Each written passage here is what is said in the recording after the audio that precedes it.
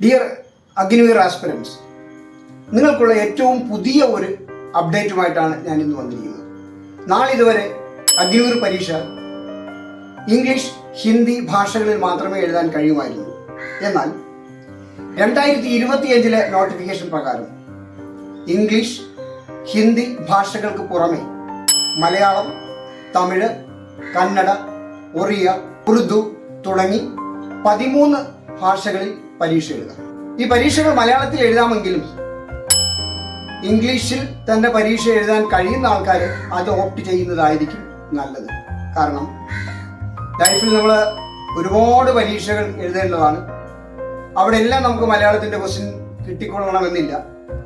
അതുകൊണ്ട് ഇംഗ്ലീഷിൽ പരീക്ഷ എഴുതി ഒരു എക്സ്പീരിയൻസ് ഉണ്ടാക്കുന്നത് നല്ലതാണ്.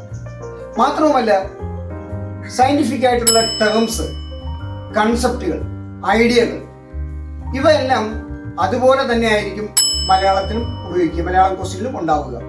റണ്ണിങ് ലാംഗ്വേജ് മാത്രമായിരിക്കും മാറുന്നത്. അതുകൊണ്ട് കഴിയുന്നതും ഇംഗ്ലീഷിൽ തന്നെ ശീലിക്കുന്നതായിരിക്കും നല്ലത്. പ്രത്യേകിച്ച് നഴ്സിംഗ് അസിസ്റ്റന്റ് പോലുള്ള പരീക്ഷകൾ എഴുതുന്ന ആൾക്കാർ തീർച്ചയായും ഇംഗ്ലീഷ് തന്നെ ഓപ്റ്റ് ചെയ്യുന്നതാണ് ഏറ്റവും നല്ലത്.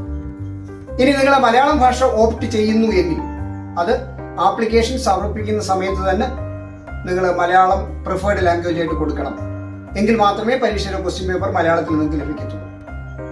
എല്ലാവർക്കും നല്ല ഒരു പരിശീലന കാലവും നല്ലൊരു പരീക്ഷയും ആശംസിക്കുന്നു.